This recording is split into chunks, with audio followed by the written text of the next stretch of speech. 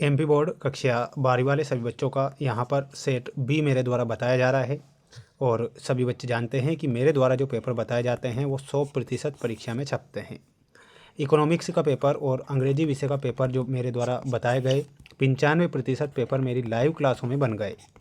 अब जो ये छोटे छोटे वीडियो बना रहा हूँ इनमें से आपको कई सारे प्रश्न परीक्षा में देखने को मिल जाएंगे, लेकिन सभी बच्चे इस क्वेश्चन पेपर को ध्यान से देखें और एक भी प्रश्न आप मिस ना करें। प्यारे विद्यार्थियों, पूरा का पूरा पेपर है जो 101% आपको परीक्षा में देखने को पूरा पेपर मिल जाएगा।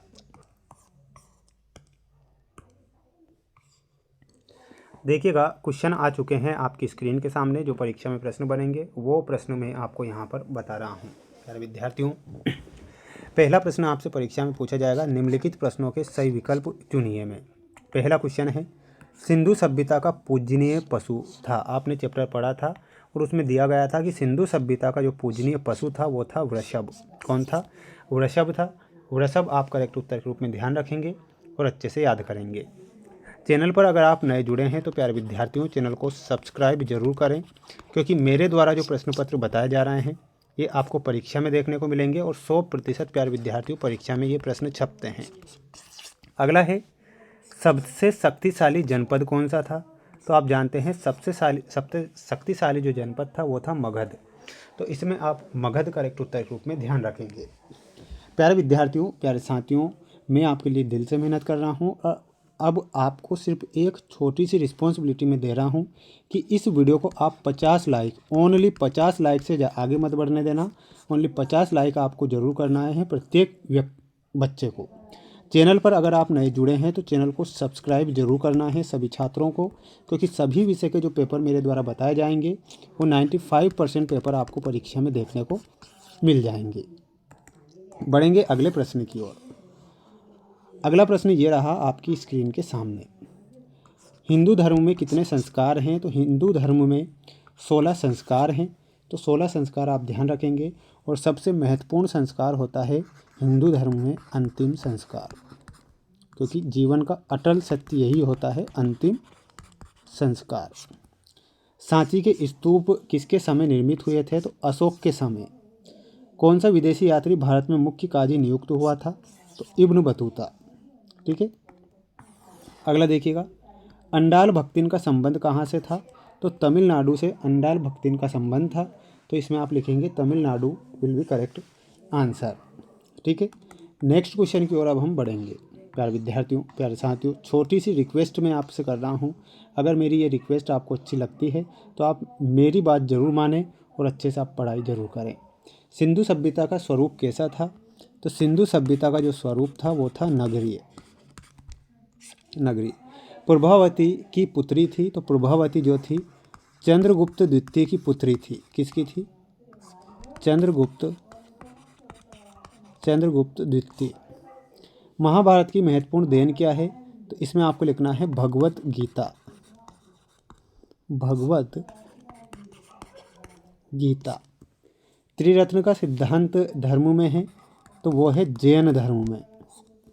नारियल और पान का विवरण ने दिया था? तो ये दिया था इब्न बतूता ने। किसने दिया था? Ibn Battuta. तालिकोट का युद्ध कब होता है? तो 1565 में। आईने ए देहसाल ने जारी किया था? तो ये किया था टोडरमल ने। किसने किया था? तो टोडरमल ने ये जारी किया था।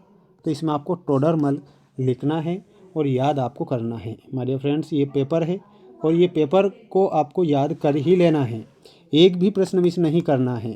सिर्फ पढ़ना ही तो है, रिवीजन ही तो करना है। ज़्यादा क्या करना है? पढ़ तो तुमने पहले भी लिया, लेकिन अब रिवीजन है।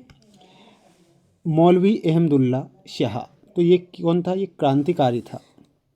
अकबर, आईने अकबरी से मिलाना है। महात्मा गांधी में दांडी यात्रा। शेरशाह, तो शेरशाह में आपको मिलाना रहेगा रैयतवाड़ी। समुद्रगुप्त भारत का नेपोलियन कहलाता है। और कार्नवालिस स्थायी बंदोबस्त व्यवस्था, ये आपकी जोड़ी यहाँ कंप्लीट हो चुकी है। माय डियर फ्रेंड्स, दिल से मेहनत जो मैं कर रहा हूँ ये मेहनत कोई नहीं करेगा। ये सिर्फ आपके लिए ही मैं मेहनत करता हूँ ताकि आपके अच्छे नंबर आ सकें। हमारा क्या फ़ायदा? हमारा सिर्फ इतना ही फ़ायदा है कि आप अच्छे नंबर ला सकें। सिंधु सभ्यता की किसी बंदरगाह का नाम लिखना है। तो उस बंदरगाह का नाम है लोथल। लोथल। महाभारत का युद्ध किन किन के बीच हुआ था? तो इसमें आपको लिखना है कौरव पांडव। कौरव पांडव। श्याल मंजिका की मूर्ति का विवरण किस साहित्य में मिलता है? तो ये मिलता है बौद्ध साहित्य में। किस में मिलता है? इसमें आपको लिखना है बौद्ध साहित्य। अजमेर में किस सूफी संत की दरगाह है? तो इसमें आपको लिखना है मोइनुद्दीन चिश्ती की। किसकी है? मोइनुद्दीन चिश्ती। इटली के उस यात्री का नाम बताइए जिसने विजयनगर की यात्रा की थी। तो इसमें आपको लिखना है निकोलस कॉन्टी। निकोलस कॉन्टी। संविधान सभा के अध्यक्ष कौन थे? तो इसमें आपको ध्यान रखना है राजेंद्र प्रसाद। कौन थे? राजेंद्र प्रसाद। उद्देश्य प्रस्ताव संविधान सभा में किसने प्रस्तुत किया था? तो वो किया था नेहरू ने। तो ये आपके एक वाक्य में उत्तर लिखे वाले क्वेश्चन हो चुके हैं। अब आप सभी बच्चे एक स्क्रीनशॉट लेकर जरूर पढ़ें और ज़रूर पढ़ें।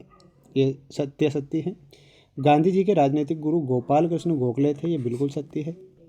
1857 में ब्रिटेन में कपास आपूर्ति संघ की स्थापना हुई थी। ये गलत हो जाएगा। बुकनान एक महान कलाकार था। मुगल काल में गांवों में जजमानी व्यवस्था का प्रचलन था। अकबर के शासन में टोडरमल ने भूमि सुधार किए। सिंधु वासियों की लिपि खरोष्टी थी। तो यह सत्य होगा। ठीक है। तो ये आपके क्वेश्चन थे और इसका जो PDF है वो हमारे ऐप पर मिलेगा। प्यारे विद्यार्थियों, मेरे द्वारा जो प्रश्न पत्र बताए गए हैं ये किसी प्रकार से रियल या वायरल नहीं है। ये सिर्फ मोस्ट इम्पोर्टेंट क्वेश्चन है जो परीक्षा में बनते हैं। 95% मेरे द्वारा जितने भी पेपर चैनल पर डाले गए हैं वो मोस्ट इम्पोर्टेंट हैं। उन्हें पढ़ें और अपनी तैयारी को मजबूत करें।